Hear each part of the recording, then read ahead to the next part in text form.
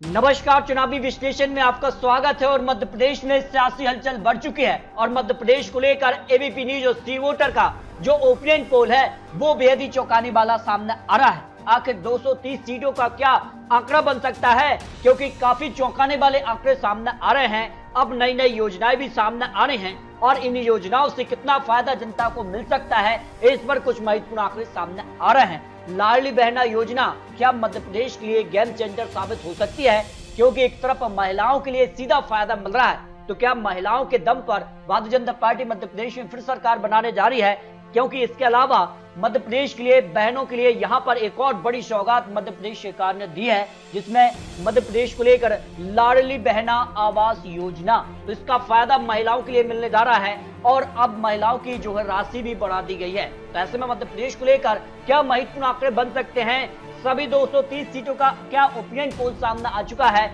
मध्य प्रदेश को लेकर काफी चौंकाने वाले आंकड़े बन रहे हैं, क्योंकि मध्य प्रदेश में अब कमलनाथ भी सक्रिय हो चुके हैं और लगातार बड़े बड़े दावे और बड़े बड़े ऐलान करते नजर आए हैं। जबकि अगर बात की जाए जिस खास ज्योतिरादित्य सिंधिया मध्य प्रदेश को लेकर भी अब यहाँ शिवराज सिंह चौहान चुनावी मैदान में उतर गए हैं, जबकि यहाँ पर कमलनाथ, दिग्विजय सिंह समेत अन्य कांग्रेस के नेता भी यहाँ जमीनी स्तर पर पहुंच गए हैं। तो बड़ी बड़ी योजना सामने आ रही हैं और मध्य प्रदेश को लेकर बीजेपी ने नया प्लान तैयार किया है। तीनों ही राज्यों में 2018 में यहाँ बड़ा उलटफेर देखने को मिला था।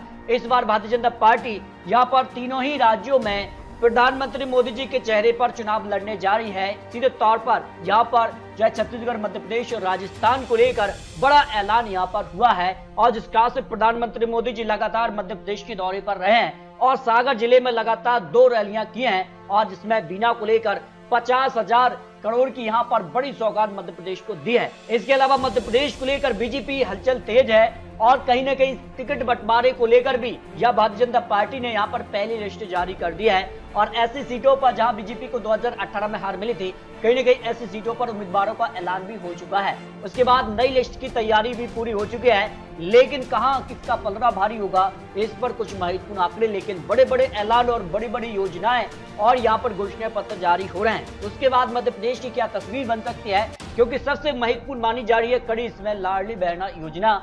इसको कहीं ना कहीं एक महत्वपूर्ण यहाँ पर देखा जा रहा है, क्योंकि अब इसकी राशि 1250 रुपए से भी ज्यादा यहाँ पर बात की जा रही है कि अंत में यहाँ पर 3000 रुपए इस योजना को कर दिया जाएगा।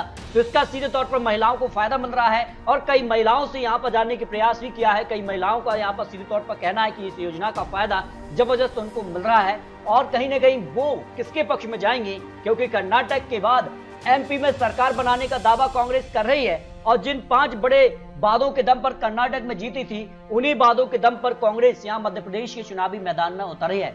जिसको लेकर किसान कर्ज माफी बड़ा ऐलान यहाँ पर कमलनाथ करते नजर आ रहे हैं। गैस सिलेंडर को लेकर 500 रुपए, इसके अलावा यहाँ पर नारी सम्मान योजना के तहत यहाँ पर 1500 रुपए देने का वादा भी कमलनाथ करते नजर आ रहे हैं। लेकिन किसकी जीत के दावे में कितना दम है, कहीं ना कहीं कांग्रेस से आए बीजेपी में 25 से ज्यादा विधायक और यहाँ बड़े मंत्री भी रहे हैं, इनको टिकट बंटवारे भी एक महत्वपूर्ण मुद्दा माना जा रहा है। तो कहीं ना कहीं क्या कुछ आंकड़ा होगा, मध्य प्रदेश में आज चुनाव होता है तो कौन जीत सकता है, इस पर सी वोटर के आंकड़े मध्य प्रदेश को लेकर सामने आ रहे हैं। अगर बात की जाए तो प्रधानमंत्री मोदी जी खास मध्य प्रदेश के चुनावी मैदान में उतरे हैं और लगातार यहाँ पर सागर जिले में ही 2 बड़ी जनसभाएं कर चुके हैं। तो इसका कितना फायदा मिल सकता है, देखिए बीजेपी को फायदा होगा, 51% लोग मानना है कि हाँ इसका फायदा मिलेगा और यही वो बड़ी वजह है कि प्रधानमंत्री मोदी जी के चेहरे पर ही मध्य प्रदेश चुनाव लड़ा जा रहा है। नए के तौर पर 36%, पता ही नहीं 13% लोग आते हैं जो सी वोटर के आंकड़े सामने आ रहे हैं। सीएम की पसंद कौन नजर आ रहा है मध्य प्रदेश को लेकर, शिवराज सरकार 37%, कमलनाथ 36% और सिंधिया 12% आंकड़ा बन रहा है और ये भी वजह मानी जा रही है। और यहाँ पर सीधे तौर पर प्रधानमंत्री मोदी जी के नेतृत्व में ही चुनाव लड़ा जा रहा है। राज्य सरकार के कामकाज से कितने संतुष्ट नजर आ रहे हैं, बहुत संतोष 40%, कम संतोष 27%, असंतोष 31%, पता नहीं है 2% लोग आते हैं जो सी वोटर के आंकड़े मध्य प्रदेश को लेकर सामने आ रहे हैं। नेता विपक्ष कमलनाथ के कामकाज को लेकर भी सवाल है, बहुत संतुष्ट 31%, कम संतुष्ट 36%, असंतुष्ट का आंकड़ा 28%, पता नहीं ऐसे 5% लोग आ जाते हैं जो मध्य प्रदेश को लेकर सामने आ रहे हैं। मोदी राहुल में अगर सीधे तौर पर पीएम चुनना हो तो मध्य प्रदेश की सरकार किसे पीएम के तौर पर देखना चाहेगी।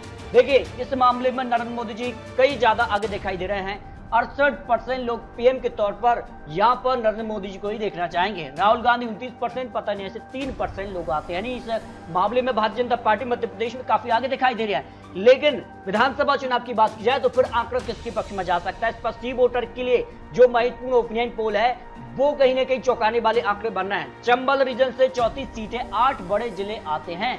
और बड़े जिलों की बात की जाए तो यहाँ ग्वालियर, भिंड, मुरैना, शिवपुरी, गुना ये बड़े जिले हैं, लेकिन 8 जिले इस रीजन से आते हैं। 2018 में यहाँ पर बड़ा उलटफेर देखने को मिला था। और इस बार ओपिनियन पोल सी वोटर के आंकड़े जो बन रहे हैं उसमें BJP 41% vote share, Congress 46%, BSP को 3%, अन्य के पक्ष में 10% वोट शेयर जा सकता है।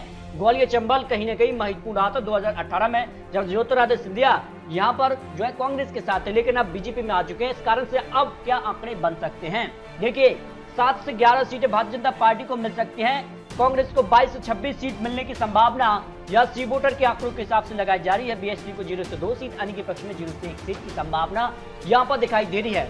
जबकि अगर बात की जाए बघेलखंड रीजन से 56 सीटें, 13 जिले आते हैं और बड़े जिलों में जिनमें सतना, रीवा, सीधी, पन्ना, छतरपुर आ जाते हैं। और मध्य प्रदेश के लिए कहीं ना कहीं ये रीजन भी काफी महत्वपूर्ण होता है। और यहाँ के आंकड़े किसके पक्ष में जा सकते हैं? क्योंकि 56 सीटें, या बीजेपी को 40% वोट शेयर, कांग्रेस को 44%, बीएसपी को 4%, अन्य के पक्ष में 12% वोट शेयर जा सकता है।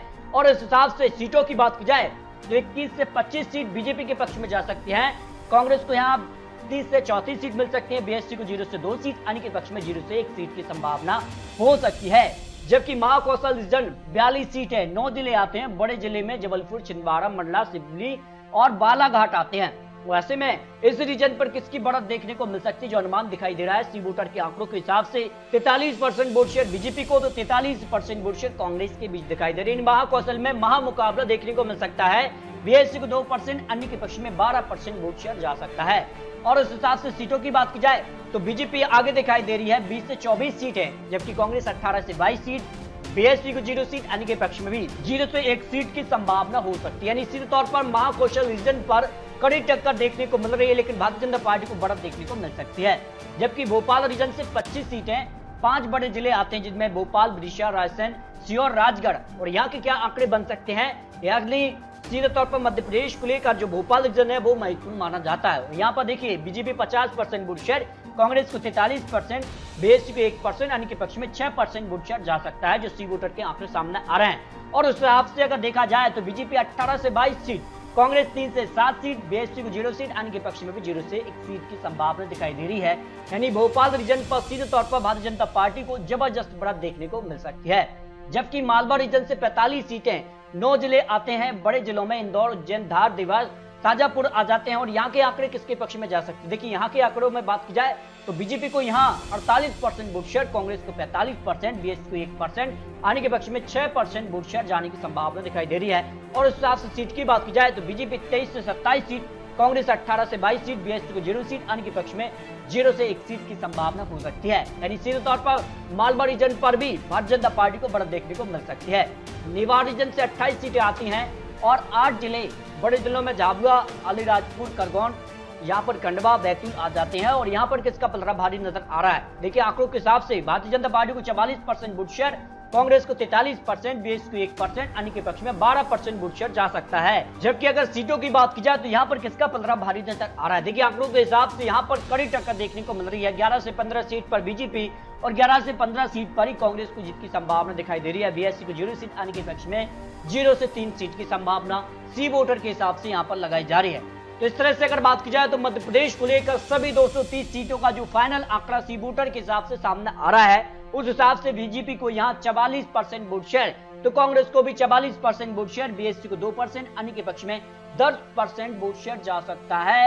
इस हिसाब से आंकड़ा देखा जाए तो सभी 230 सीटों का जब final opinion poll Madhya Pradesh को लेकर सामने आ रहा है, उसमें बीजेपी को 106 से लेकर 118 सीट, यानी बहुमत का आंकड़ा 116 सीट है, उसको भारतीय जनता पार्टी यहां पर पार करती नजर आ रही है। जबकि कांग्रेस भी 108 से लेकर 120 सीट, यानी कांग्रेस को भी बहुमत का आंकड़ा मिल सकता है। 0 से 4 सीट बीएसपी के पक्ष में और अन्य के पक्ष में भी 0 से 4 सीट। यानी अगर यहाँ पर 8 सीट अन्य को मिल जाती हैं तो फिर महत्वपूर्ण हो जाती है मध्य प्रदेश को लेकर 230 सीटों को लेकर। लेकिन आंकड़ा किसके पक्ष में जा सकता है, ये काफी महत्वपूर्ण होता है। फिलहाल कांटे की टक्कर यहाँ मध्य प्रदेश में देखने को मिल रही है। लेकिन जिस कार से नई नई योजनाएं यहाँ पर सामने आ रही हैं, लाडली बहना योजना और यहाँ पर अब लाडली आवास योजना के अलावा यहाँ पर किसानों को लेकर भी बड़े बड़े ऐलान है। किसान के अलावा कर्मचारी वर्ग को लेकर भी बड़े बड़े ऐलान मध्य प्रदेश सरकार ने किया है। यानी सीधे तौर पर भारतीय जनता पार्टी ने यहाँ पर बड़े बड़े अनाउंसमेंट किए हैं। तो उसके बाद मध्य प्रदेश की क्या तस्वीर बन सकती है, फिलहाल आंकड़ों के हिसाब से यहाँ पर कांटे की टक्कर है। लेकिन आने वाले वक्त में किस प्रकार के चुनावी प्रचार और हो सकते हैं और टिकट बंटवारा महत्वपूर्ण मध्य प्रदेश को लेकर होने जा रहा है। तो आपको क्या लगता है, मध्य प्रदेश की 230 सीटों पर क्या बीजेपी का कमल बरकरार रहेगा या कांग्रेस यहाँ पर वापसी करेगी?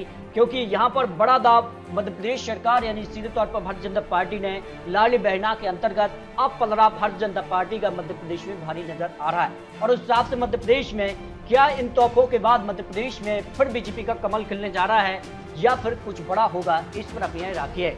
आपको बता दें ये चुनावी आंकड़े चुनावी अनुमान है। आने वाले वक्त में और बड़े बड़े अनाउंसमेंट और बड़े बड़े ऐलान और टिकट बंटवारे के बाद किस प्रकार के दल बदल भी नेताओं में देखने को मिलते हैं, उसके बाद आंकड़े बदल सकते हैं। तो आपको क्या लगता है, अपनी राय रखिए। मिलते हैं दोस्तों और लेटेस्ट और महत्वपूर्ण विश्लेषण के साथ। तब तक के लिए जय हिंद, जय भारत।